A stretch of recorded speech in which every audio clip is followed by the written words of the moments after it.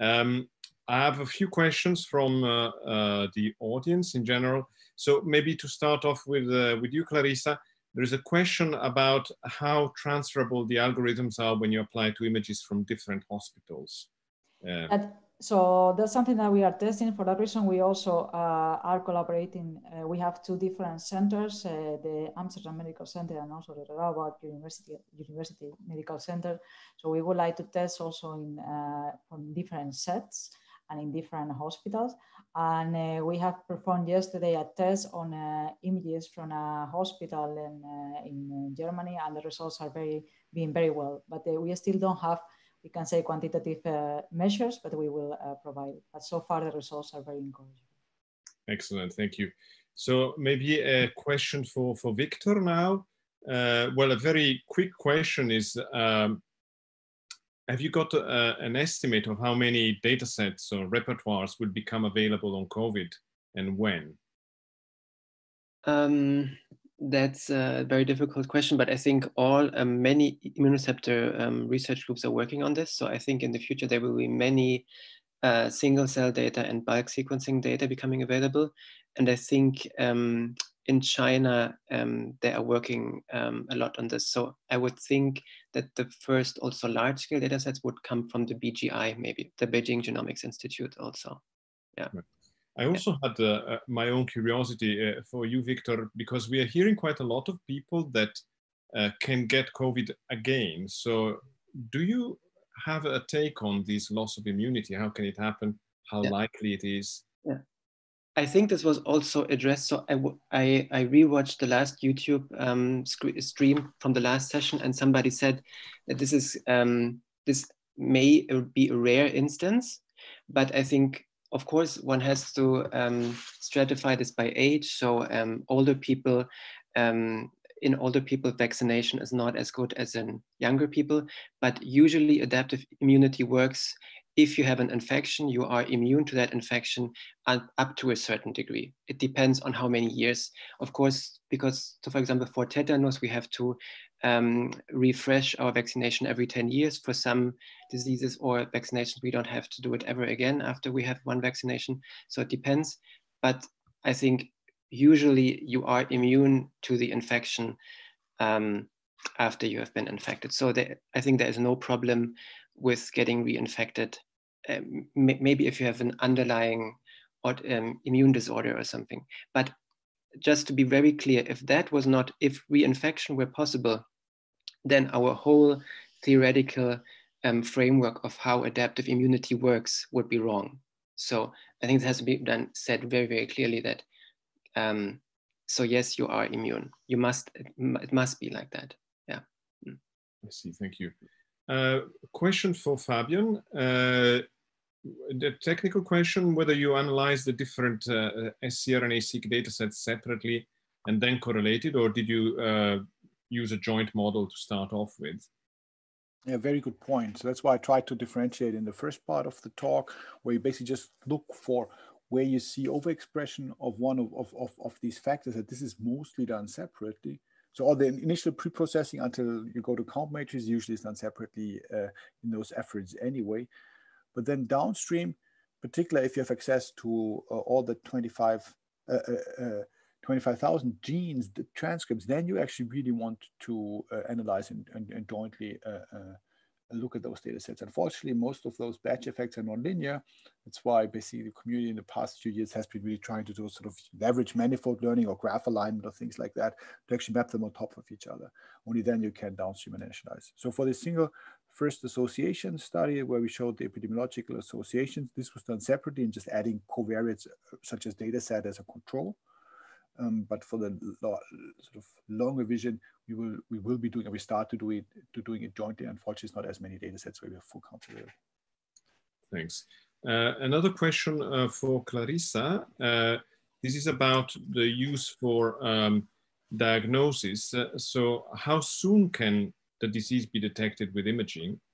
And considering also the speed at which the disease develops, is it really possible to measure it reliably by CXR or CT?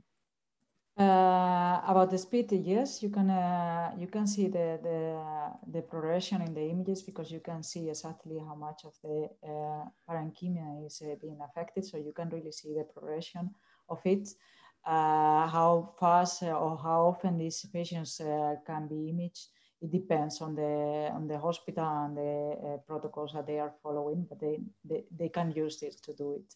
About how the initial, how early we can detect using the CT.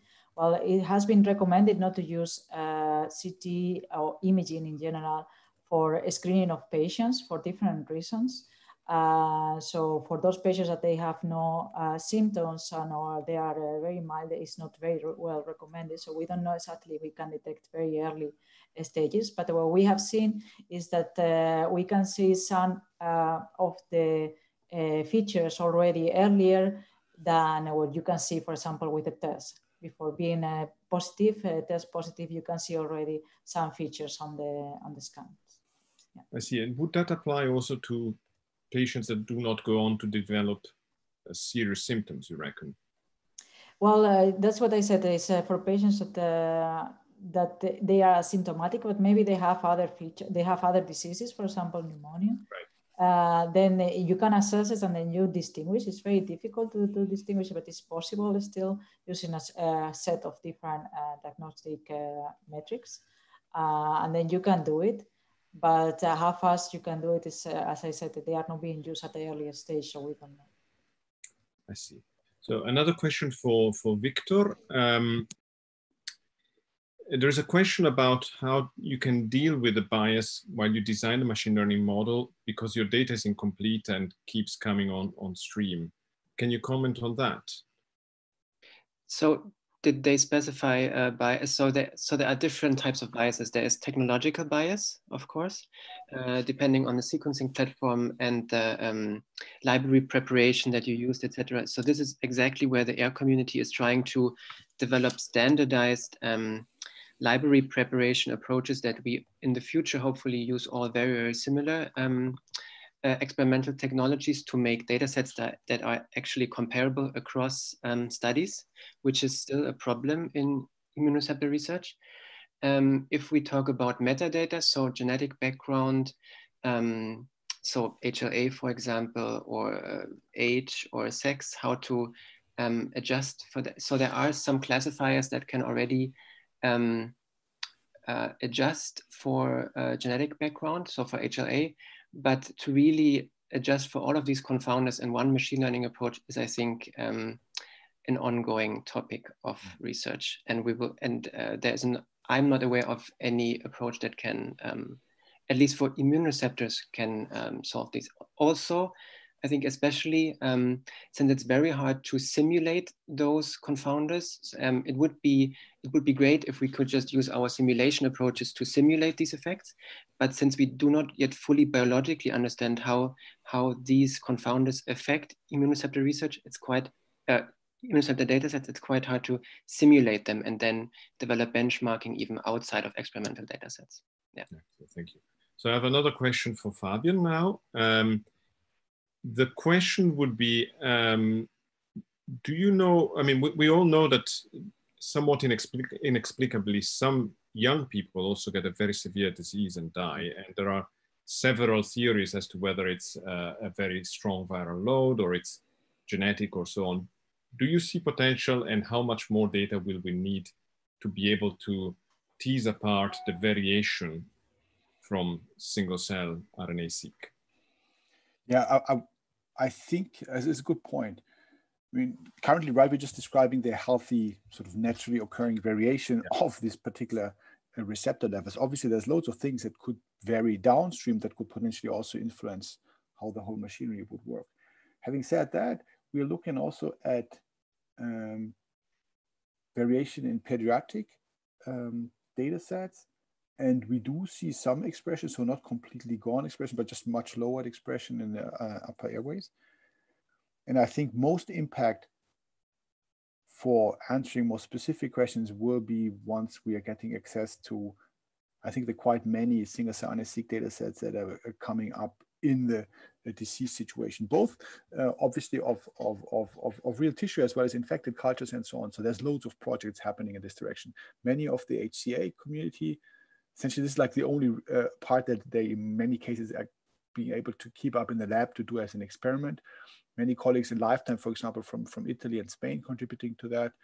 Same here in Munich and in Berlin. But then also already some Chinese data set that are already obviously with a head start already out there. And parts data sharing is not yet that easy, so we don't have this access yet. But I think if there's an enrichment for pediatric cohort, for example, those rare cases, I think mapping on top of the healthy background situation would be hugely interesting. And I have a final comment question that was addressed to Max really, but I think is probably best addressed to you speakers, because the question says there are a lot of AI experts and also in other disciplines like physics that are now trying to develop methods or models to tackle COVID without having much contact with the domain experts. Now, you three are clear examples of people that do machine learning and are domain experts as well.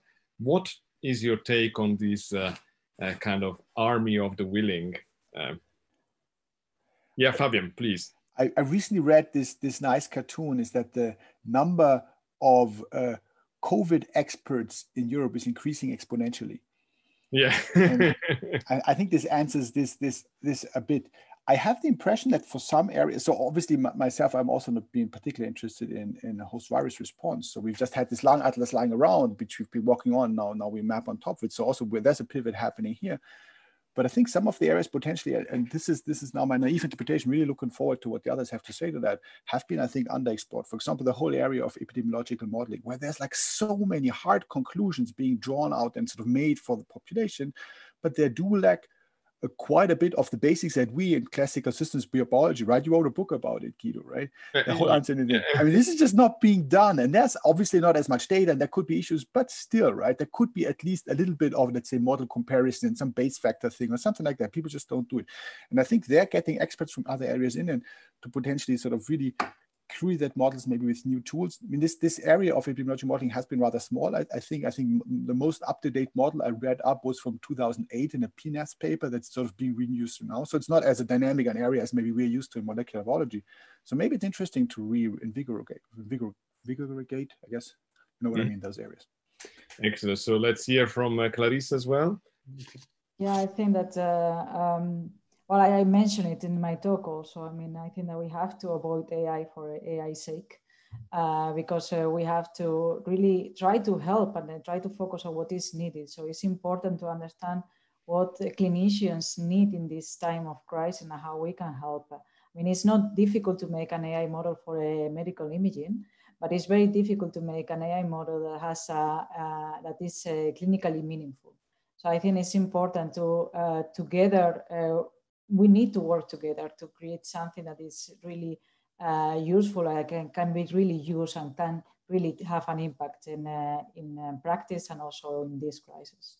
Thanks. And Victor, you're actually a domain expert working with machine learners. Yeah, exactly. So I think for the immune receptor community, which is so important for understanding adaptive immunity to viruses and vaccines, we have actually seen not so much interest from the machine learning community. So we would love much more interest from the machine learning community. And the good thing about so to just make a bit of a marketing 1 minute thing, the good thing about our problems is that they're quite easy to understand because it's just a sequence problem. Where you have large bags of sequences of which you don't know the label, and then you try to do some classification on it. And I think the best sign that it's also graspable, this domain problem by machine learning experts, is the collaborations that we had with the Uni Linz, so Günter Klambauer and Sepp Hochreiter. And they are not domain experts, but we were capable of telling them the problems in a few hours, and then they immediately understood the problem. And I think it was a very good collaboration with them. I mean, if Günther wants to say something about that, but I think we would like to have more of these collaborations in the future. I think that would be very useful for immune receptor research. Excellent. Well, thanks to all the three speakers of this session. And I'm actually going to pass the baton to Günter Klambauer, who can respond to Victor and also chair the next session. Thank you very much.